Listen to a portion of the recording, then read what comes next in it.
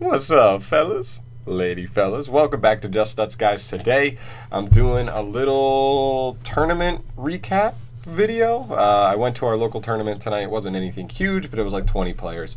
Pretty standard for most local places, but today I ended up getting first place with Subterrors. It's been a while since I've gone to local tournaments, but I want to start going more and more because I want to get more and more acclimated to the competitive scene and everything that goes into it. And I think today was really good practice for that because I was a little nervous going into it, and then by the end of round one, round two, I was definitely feeling way more comfortable, and it definitely helped me finish strong. And I ended up going 4-0, getting first place with Subterrors. This is the list. The list is really standard, so I didn't want to do like a full-on deck profile thing. I could have, but we'll go through it today. But it wasn't anything wild. There was some stuff that was a little spicy, I guess, but nothing crazy. So obviously the 3 Subterror Guru, the 3 Subterror Fiendus, the 1 Archer, 1 Umastrix, 3 Ash, 2 Veiler, 2 Ghost Ogre, and 1 DD Crow. I ended up playing 1 DD Crow because, funny story, short story real quick, I was going to play Phantasm Spiral because that's a deck that I had been messing around with this whole week, and I was like, it's fun, it's simple, it's basic, I don't have to really worry about super complex stuff, and Subterror isn't crazy either, but it's a little more complicated than Phantasm Spiral. But the only card I was missing for Phantasm Spiral was Metaverse, and I was like, all right, they'll have it. It's Metaverse. It generically searches a field spell. That's a card a shop would want to have. Just have, because, they're going to have people come in and look for it here and there. They didn't have it. I went after I got there, and I was like, oh, so pretty much I won't draw the field spell that literally makes my deck work. Okay, cool. So I ended up not playing it. I had to run to my house real quick. I'm only like 7 minutes away from the shop. So 7 minutes, grab Guru, Subterrors real quick, and then head back over, was throwing cards in there. And I ended up throwing 2 Scapegoat by accident, because I have Scapegoat for Phantom Spiral, and I already had Scapegoat with my Subterror stuff. I didn't realize that, but then I threw the second one, realized it right before the tournament started, and had to swap the 1 DD Crow from the side deck into the main deck as a replacement for that. But it actually was really good today because, well, we'll get to the matchups, but it literally was pretty much good in every single matchup. I could have played 3 DD Crow, and it probably would have been the nuts. But for spells, obviously 3 Hidden City, 2 Terraforming, 3 Extravagance, 3 Duality. I decided to go 3 Duality instead of 2. No problems. I never saw 2 of them in a single duel. 3 Called by the Grave. This was really good as well. Even when I went first, I played an Orcus player going first. This was awesome. Twice I went first against them, and I just said it, and it was a really nice disruption against them. Banishing Orcus Nightmare, Orchestrated Nightmare, whatever the Orcus Nightmare one is. 1 Scapegoat. This is different. This is like the one different card that you'll see in from Subterror players. This is like a lot of them main deck Super Poly, but I played 2 decks that Super Poly is not good against today, and 2 decks that it was. So I'd rather play Scapegoat, where it's always going to be really impactful. I only drew it once, and it won me the game. So no complaints there. 3 Final Battle. Some people play 2. I want to play 3 because if I see this with Guru or with Hidden City in my opening hand, it just makes my situation way nicer. And in the grind game, this card is so nice. So nice. People sleep on it. 3, There Can Only Be One. This card was really good. It was pretty good. The 2 matchups were was not that good against whatever, but I did play some Salamangreat, which made it good.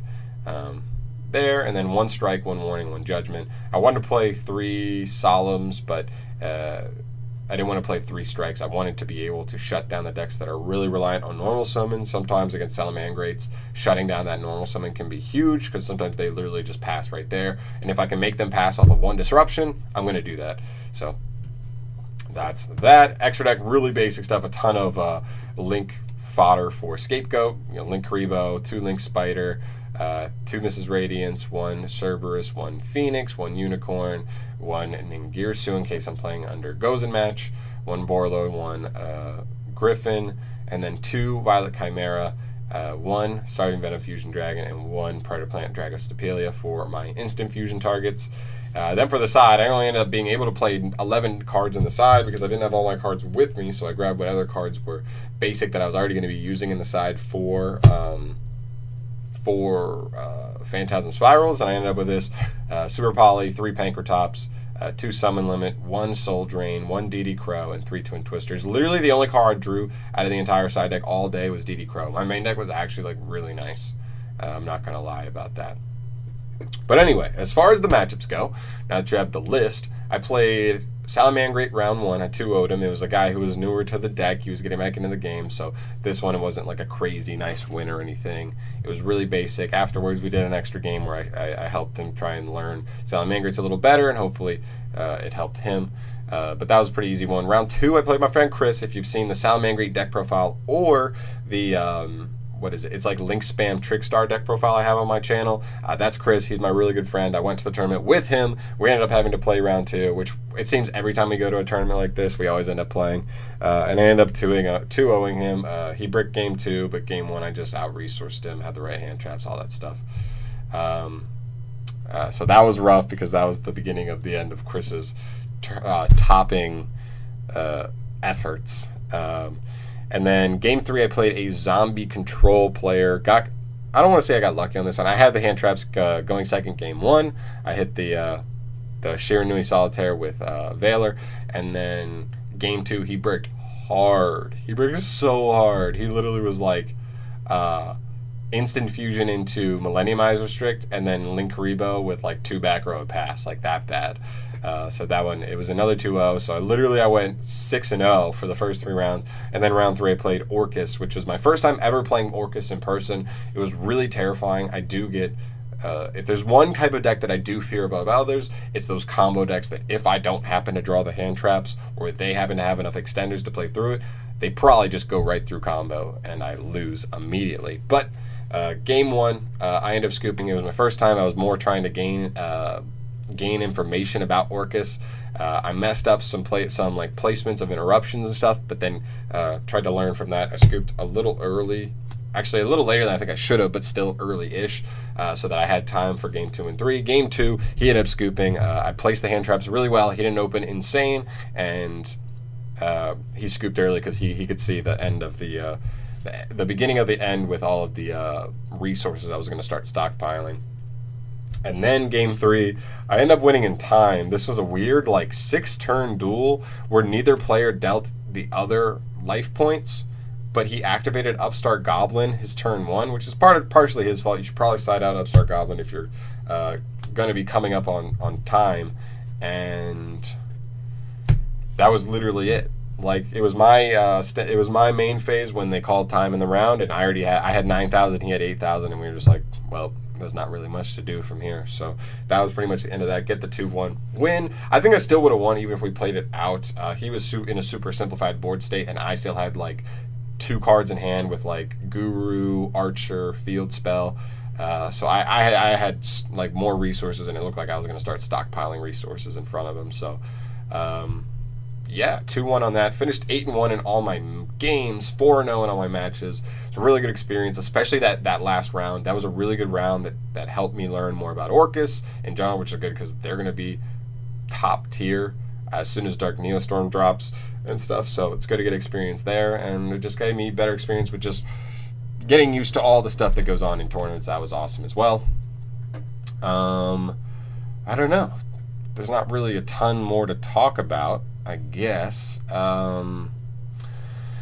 MVP for today was probably Ogre. Might be Ogre, yeah. Against Chris and Salamangreats, he activated Lady Debugger, and I used Ogre on that, and literally he passed. So it was literally I went first for that duel, which is wild. And that's how I was able to win that. It also hit the Orcus player. I hit Mermaid on summon, so he summoned Orcus Nightmare, but couldn't do anything after that. Couldn't even get out the field. He didn't have any other extenders to get another monster on board. So that was really good. I don't know. I thought Ogre was better than I thought it would be. I thought Salamangreats was going to be the bad matchup for it, but it actually was pretty good. So, and all my Subterror stuff did exactly what they were supposed to do. It was really good. So, guys, that's pretty much it. Nothing crazy, but It's the first time I've gone, and I've been thinking about doing this kind of series in general for you guys, doing like a tournament update every time I go to a locals tournament, or if I do go to a regionals, if there's one closest to me, or I do travel to one, just doing a little tournament recap and just telling you how my experience was, what I played, what my matchups were, how everything went, certain cards that were good, certain cards that were bad. I don't think there were any cards that were particularly bad at all. Valor was surprisingly good. I feel like I've been sleeping on Valor a little bit because I don't like the fact that it can only be activated in my opponent's main phase. But honestly, every time I saw it, first opponent's turn, I was able to use it, and it was very impactful. So Valor was really good. Everything was good. That's pretty much the moral of the story. When you go 4-0, everything was pretty much good. But yeah, I'm glad I got that experience against Orcus. I'm not as terrified. I do play a decently high hand trap count. I play 8 that can be used going seconds. That's a pretty decent amount, and I'm hopefully seeing 1 or 2 of those every time, and hopefully that's enough. But yeah, guys, thank you so much for watching this video. If you want me to keep doing this, keep doing every time I go to a locals tournament, I'm going to try and play a different deck every time to get experience with that, and make it more interesting for you guys. If I do videos about Subterrors every single Saturday, like, that's pretty lame. So let me know if this sounds like something you'd want to see in the future, and yeah, I'll see you in the next one. Thank you so much for watching. Peace.